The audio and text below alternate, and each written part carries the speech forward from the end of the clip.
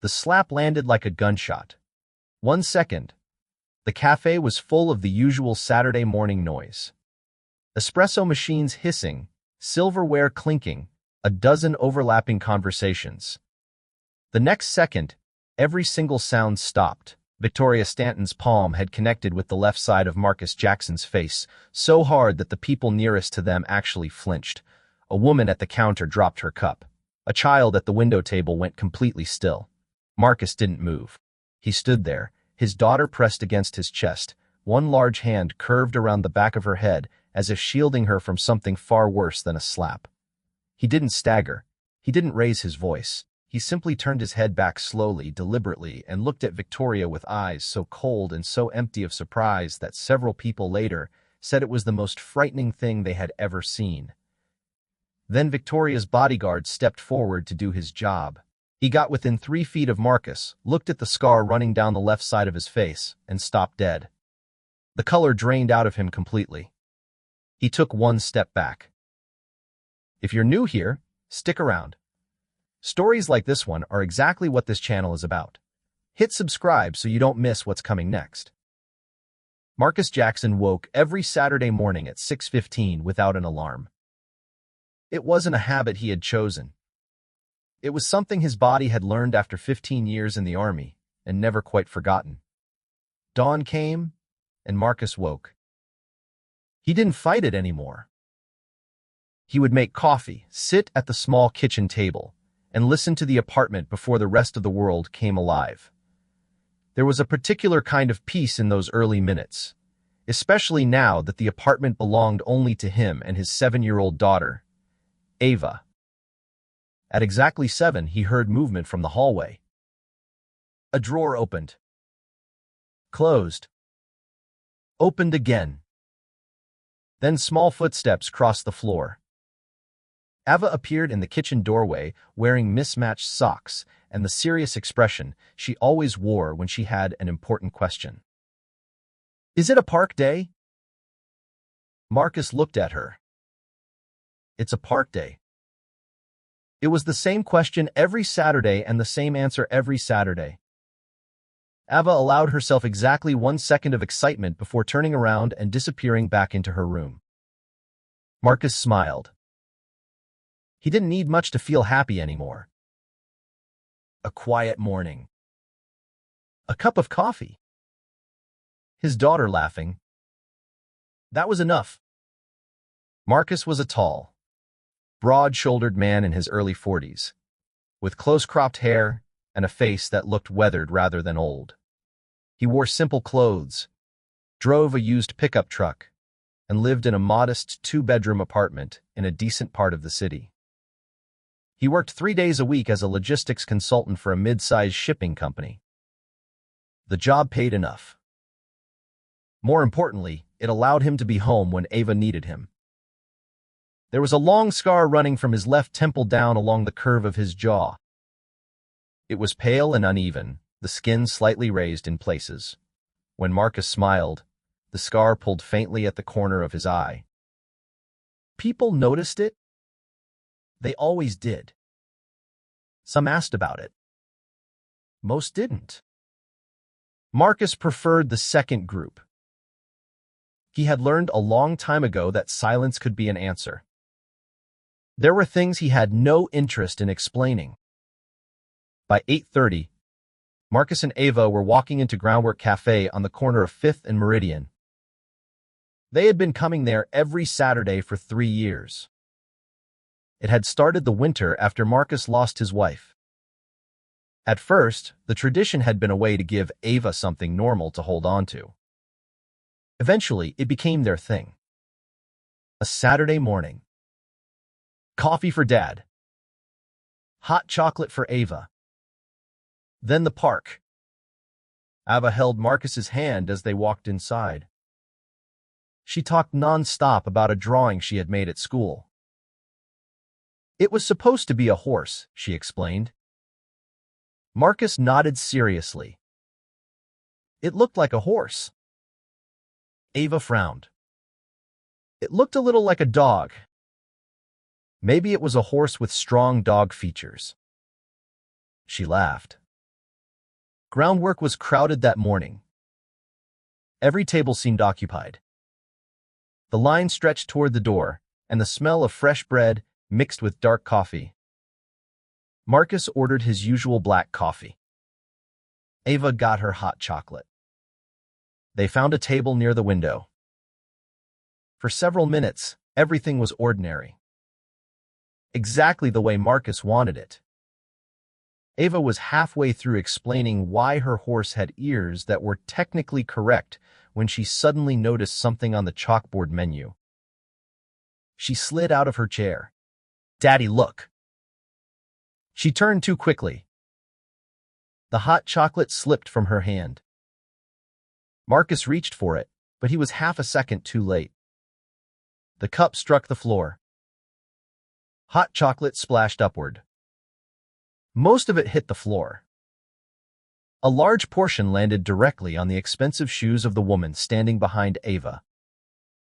The woman looked down. Then she looked at Ava. Her expression changed immediately. Her name was Victoria Stanton. Almost everyone in the city knew who Victoria Stanton was. She was one of the wealthiest business leaders in the area. Her name appeared in business magazines. She attended charity galas. She knew politicians, executives, lawyers, and people who had the ability to make difficult problems disappear.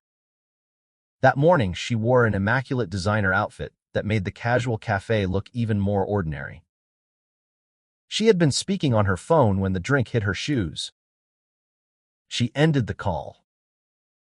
Then she looked at Ava. "What's wrong with you?" Her voice wasn't loud. That made it worse. Ava froze. Victoria pointed toward her shoes. "Do you have any idea what you just did?"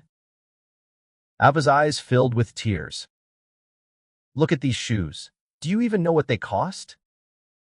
Marcus was already moving. He crossed the room in 4 steps. He crouched beside Ava. "Hey!" He checked her knees. Then her hands. "Did you hurt yourself?" Ava shook her head. Marcus helped her stand.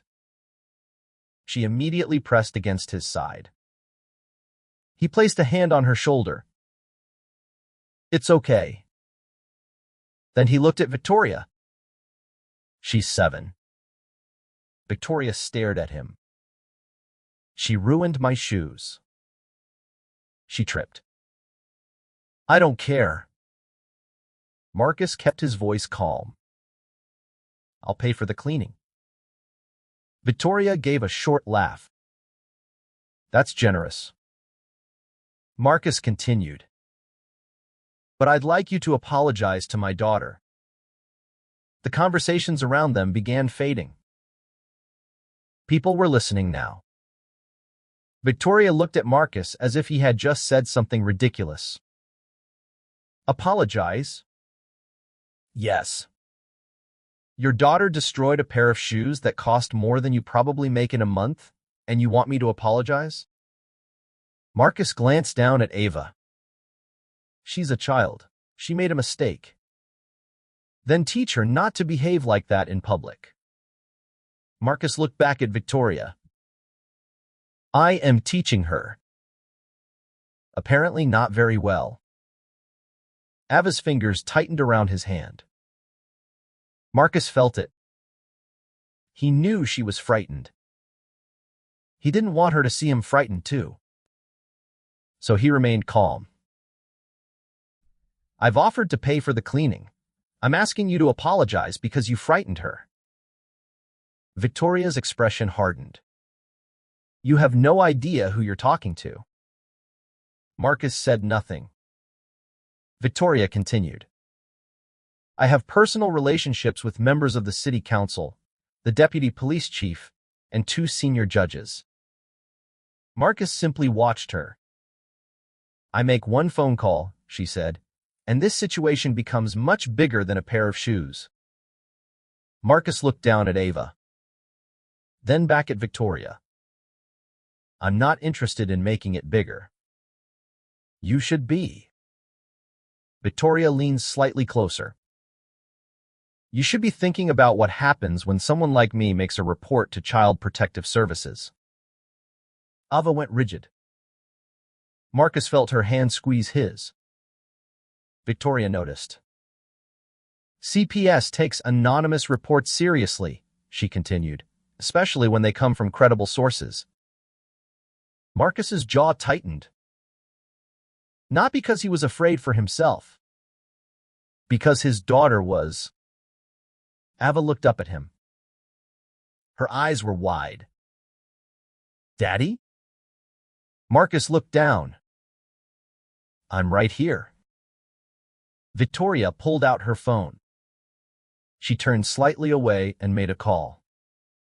Marcus heard words like attorney, harassment, and documentation. She spoke with the confidence of someone accustomed to being obeyed. When she ended the call, she put her phone away. My attorney will be here in 20 minutes. Marcus didn't answer. You should sit down. He remained standing. You can also expect a call from someone at CPS within the hour. Ava pressed closer against him. Marcus looked around. The cafe manager had appeared from behind the counter. He was clearly uncomfortable. 2 employees had stopped working. Several customers were watching. One woman had her phone out. Another customer was quietly recording. Marcus looked at Victoria. You done? Victoria blinked. What? You made your calls. He looked down at Ava. My daughter is still here. Then he looked back at Victoria. And I'm still asking you to apologize. The room became quieter. Victoria stared at him. For the first time, something in her expression changed. Not fear. Not yet. Anger. The kind of anger that came from encountering someone who refused to behave according to the rules she had always relied on. You really don't understand who you're dealing with. Marcus said nothing. Victoria took one slow step toward him. Her bodyguard, Bradley, was standing near the entrance. He had been watching the entire exchange. He was a large man in his mid-50s, thick through the chest and shoulders, with the controlled movements of someone who had spent years in professional security. He had worked for Victoria for 4 years. Before that, he had served in the military. He was very good at his job. Marcus looked at Victoria. You should apologize. Victoria's eyes narrowed. Then her hand moved. The slap came without warning. Her palm struck the left side of Marcus's face with a sharp crack. The cafe went silent. Marcus's head turned from the force. Ava's arms tightened around his waist. He did not stumble. He did not raise his hands. He did not shout. Slowly, Marcus turned his head back. He looked directly at Victoria. There was no rage in his eyes. No panic. No wounded pride. Just stillness. Ava looked up at him. She didn't cry. She simply waited. Marcus placed one hand gently over the back of her head. Then Bradley began walking toward them. He moved with purpose. Victoria expected him to intervene. But when Bradley got within 3 feet of Marcus, he looked at the scar and stopped. His entire body froze. The color disappeared from his face. His eyes widened. He took one step backward. Marcus looked at him. Bradley stared at the scar. The long pale line running from temple to jaw. The uneven tissue. The distinctive pattern. And suddenly Bradley wasn't standing inside Groundwork Cafe anymore. He was back in Afghanistan. March 14th, 2009. Kandahar. A burning compound. A six-man special forces team. An extraction mission that had gone wrong. Bradley remembered the explosion. He remembered the smoke. He remembered being trapped on the second floor. The ceiling had partially collapsed. One exit was blocked. The other was burning. He had been injured and couldn't move. He had believed he was going to die. Then someone came back. The mission was already compromised. The others were getting out. But one man went back. He found Davis first. Davis had a broken leg. The man carried him out. Then he went back again. For Bradley, the second explosion came while the man was climbing the stairs. Metal fragments tore through the air. One of them cut across his face. But he kept moving. He reached Bradley, pulled him toward the window, got him out. Then he disappeared. Bradley had never forgotten the scar. He had never forgotten the man. And now that man was standing 3 feet away. Older. Quiet. Holding a little girl. Bradley's mouth opened. I can't. Victoria stared at him. What? Bradley didn't answer. Bradley. He kept staring at Marcus. Victoria's voice became sharper. Do your job. Bradley shook his head. Ma'am. What are you doing? I can't do this. You work for me. Bradley finally looked at her. His face was pale. Not to this man. Victoria frowned. What are you talking about? Bradley looked at Marcus again. Delta Force. The room became even quieter. 2nd Battalion Special Forces Group. He swallowed. Kandahar Province. March 14th, 2009. Victoria stared at him. Bradley continued. There was a compound on the eastern edge of the city. We were there for an extraction.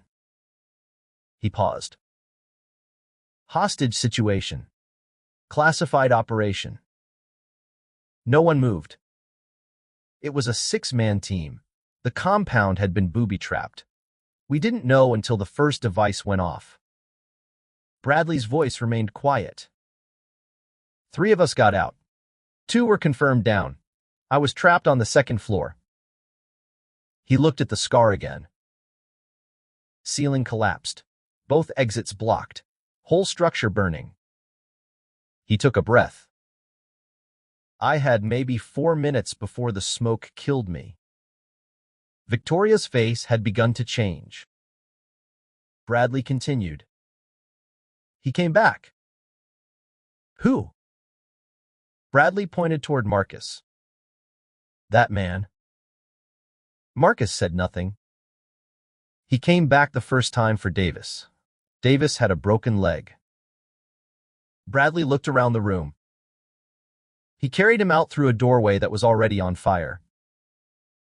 Then Bradley's voice became quieter. Then he went back. Someone at the counter whispered. Bradley continued. The mission was technically over. Davis was out. He had no reason to return. He looked directly at Victoria. But he did. The second device detonated while he was on the stairs. Bradley touched the left side of his own body. I remember the explosion. Then he pointed toward Marcus's face. That's where that scar came from. Victoria stared at Marcus. Bradley continued. He got to me. pulled me toward the window, got me out. He took another breath. I never saw him after that night. Marcus finally spoke. Bradley. Bradley's eyes met his. For a moment, neither man said anything. Then Bradley nodded. Marcus nodded back. It was brief, almost invisible, but it said everything they needed to say. Bradley turned toward Victoria. I didn't know his name until months later. Victoria shook her head. This is absurd. Bradley remained calm. You think I'm making this up? I think you're confused. I have the medical records. Victoria didn't respond. I have the incident report. Bradley pointed to the scar on Marcus's face. I have a scar on my left side that matches the exit point of the same device that caused that. His voice became firmer. I'm not making anything up. Victoria looked at Marcus. For the first time that morning, she didn't seem to know what to say. A woman named Rachel had been filming from the table behind Victoria. She had started recording when the hot chocolate hit the floor. She had captured everything. Victoria's threats. Her phone call. The slap. Bradley's reaction. His entire explanation. By the time Bradley finished speaking, Rachel had already uploaded the video. Then someone else's phone buzzed. Then another. Then another. The cafe filled with the sound of notifications. Victoria looked around. Phones were lighting up everywhere. People were sharing the video. The story was already leaving the cafe. And for the first time, Victoria Stanton looked genuinely alarmed. The front door opened. 2 police officers entered. They weren't rushing. They had received a staff call and were responding to a disturbance. The older officer, Sergeant Doyle, surveyed the room. He looked at Marcus. Then Bradley. Then Victoria. All right, he said. Someone want to tell me what happened? 3 people began speaking at once. Doyle raised one hand. Everyone stopped. One at a time. Rachel stood. I recorded the whole thing. She turned her phone toward him. Doyle watched. His partner watched over his shoulder. The video showed everything. Victoria's threats. Her warnings about CPS. The slap. Then Bradley's explanation. Doyle handed the phone back. He looked at Victoria. Ma'am, I'm going to need you to step outside with me. I'm not going anywhere. You're not being arrested. I want to file a complaint against him. Doyle remained calm. You can do that. Then he added, but based on the video evidence and witness accounts, you may be subject to a simple assault charge. Victoria stared at him. You don't understand who I am. Doyle didn't react. I understand exactly why I'm asking you to step outside. Victoria looked around. Nobody was defending her. Nobody was stepping forward. Not the manager. Not the customers. Not Bradley. She picked up her bag. She walked toward the door. Every eye followed her. No one looked away. The door opened. Morning sunlight entered the cafe. Victoria stepped outside. Behind her, Ava looked up at Marcus. Daddy. Marcus crouched down. Are you okay? Marcus wrapped his arms around her. I'm okay, baby. The video reached 2 million views before sunset. By midnight, several national news outlets had picked it up. A veterans advocacy organization shared it with millions of followers. A cable news segment ran the story under a headline about a CEO attacking a decorated war hero in a café. By Sunday morning, Marcus Jackson's name was everywhere. He hated it. His phone had been off since Saturday afternoon. He had turned it off in the parking lot after giving his statement to police. Ava had been sitting in the back seat eating a granola bar. Marcus looked at the screen. Dozens of unknown numbers. Messages. Missed calls.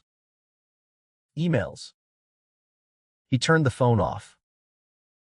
Then he drove to the park. They were 40 minutes late.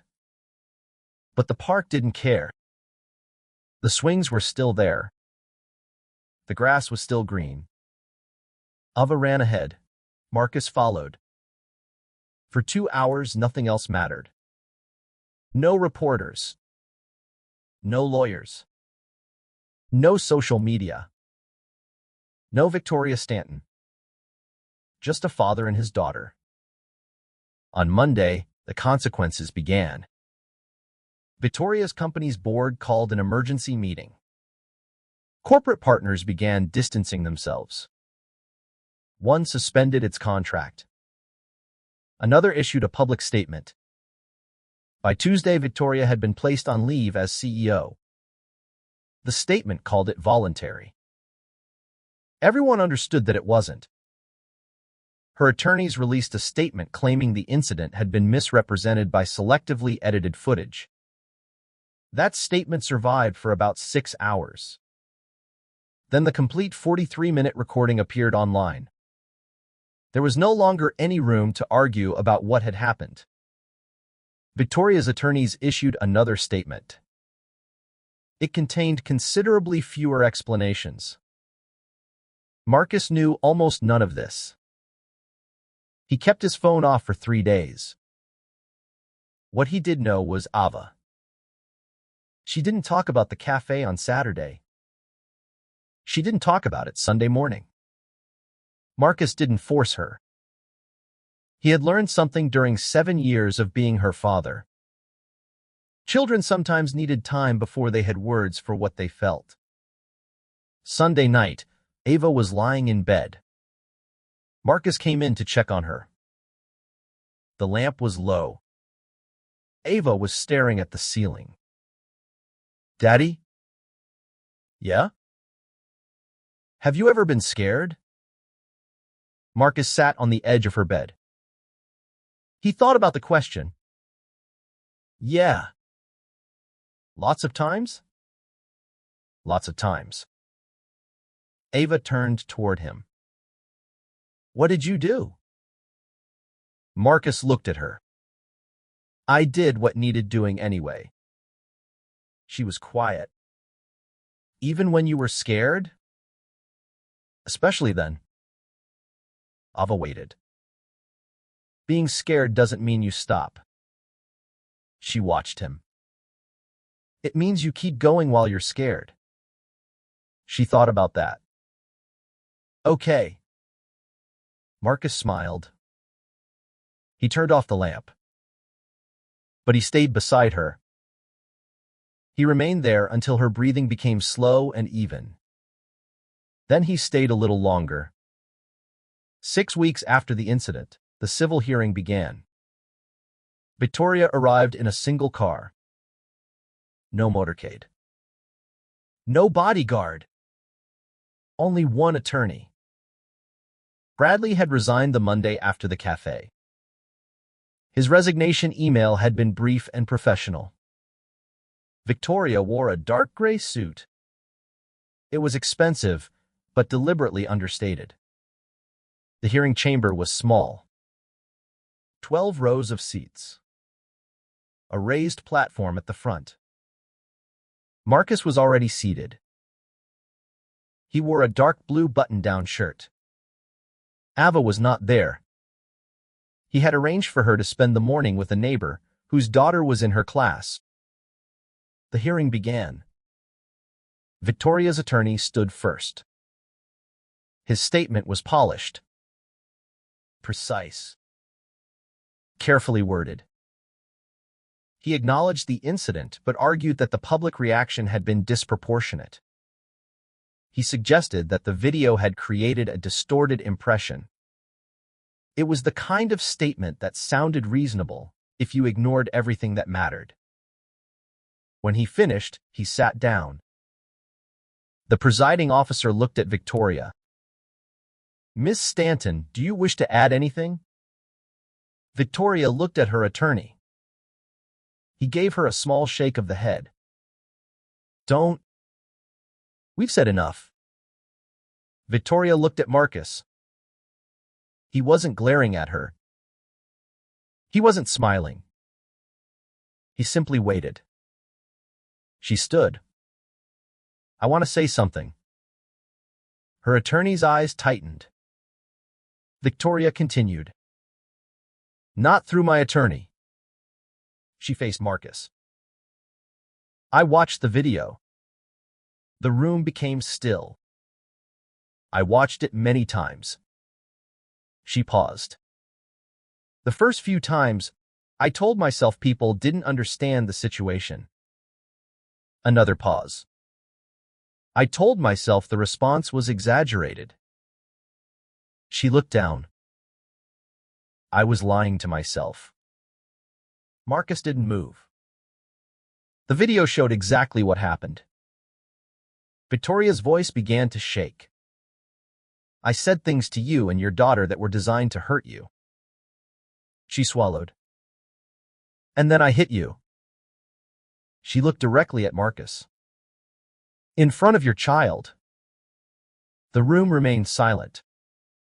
"There is no version of that I can defend." Victoria took a breath. "I knew that before I came here." Then she said the words she had refused to say in the café. "I'm sorry." She paused. "Not because I'm standing in a hearing room. Not because it's the appropriate thing to say. I'm sorry because it's true." Marcus looked at her. He remembered the slap. He remembered Ava's fear. He remembered Bradley. He remembered the scar. He remembered every second. Then he nodded once. Not forgiveness. Not absolution. Acknowledgement. He had heard her. That was all. The presiding officer proceeded with the formal findings. Financial restitution. A formal injunction. Permanent legal and professional consequences. Nothing was erased. Nothing was made to disappear. Victoria accepted the consequences. For perhaps the first time in her life, she stopped trying to control the outcome. 4 months later, in early December, Marcus found a plain white envelope in his mailbox. There was no return address. His name and apartment number were written by hand. He opened it after bringing Ava home from school. Inside was a handwritten letter. Underneath it was a hardcover coloring book. Horses. Dozens of detailed illustrations. A set of colored pencils tucked inside. Marcus recognized it immediately. 3 weeks earlier, Ava had stopped outside a bookstore. She had pointed at the exact same book. "Daddy?" Marcus had looked through the window. The book was filled with horses. Ava had stared at it for almost a minute. Marcus had promised himself he would come back. He hadn't. Now it was sitting on his kitchen table. The letter explained where it came from. Victoria had bought it. 2 weeks after the hearing, she had gone into the bookstore looking for something meaningful. Not expensive. Not impressive. Something meaningful. She had asked the woman behind the counter what children liked. The woman pointed toward the window. She mentioned a little girl who had recently stood outside staring at that exact coloring book. Victoria bought it. The letter didn't ask Marcus for anything. No forgiveness. No response. No meeting. Just an explanation. Marcus stood in the hallway holding the letter for a long time. Then he went inside. He placed the coloring book on the kitchen table. He read the letter twice. Then he folded it. He put it in the drawer where he kept the things that mattered.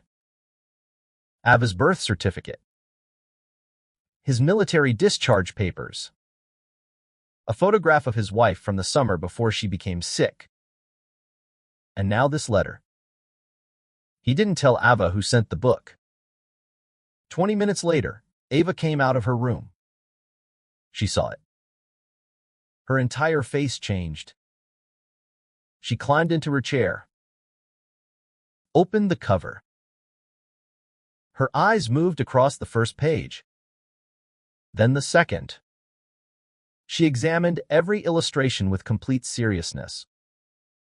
Finally, she looked up. "Who gave this to us?" Marcus sat across from her. He thought carefully. "Someone who's trying to be better." Ava considered the answer. "Are they doing okay?" Marcus nodded slowly. "I think so. They're working on it." "I think they are."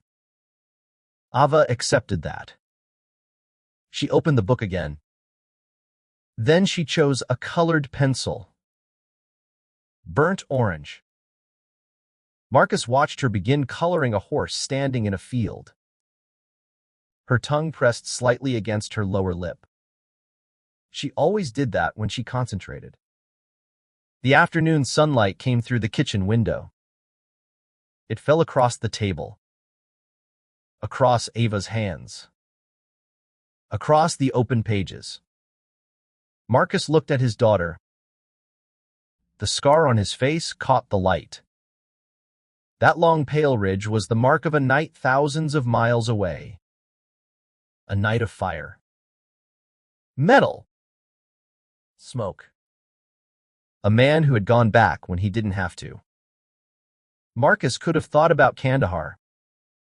He could have thought about Victoria. He could have thought about everything that had happened since that Saturday morning. Instead, he watched Ava draw. A horse. A field. A future? And for the first time in a long time, Marcus thought about nothing at all. Because sometimes strength isn't about how loudly you fight. Sometimes it isn't about proving that you're stronger than the person standing against you. Sometimes real strength is knowing exactly who you are, protecting the people you love, and refusing to become cruel just because someone else has chosen cruelty. Power can make people feared. Money can make doors open. Influence can make people listen. But character is what makes people remember you. Marcus never wanted the world to know his name. He never wanted the video to go viral. He never wanted anyone to call him a hero. He simply wanted his daughter to grow up knowing that she was safe beside him. And perhaps that was the greatest victory of all. Not that Victoria Stanton lost her position. Not that millions of people learned Marcus's story. Not that a decorated soldier finally received recognition for something he had never talked about. The victory was much smaller. A father sitting across from his daughter. A coloring book on the table. A quiet afternoon. And a 7-year-old girl who no longer looked afraid. If this story stayed with you, share it with someone who needs to hear it today.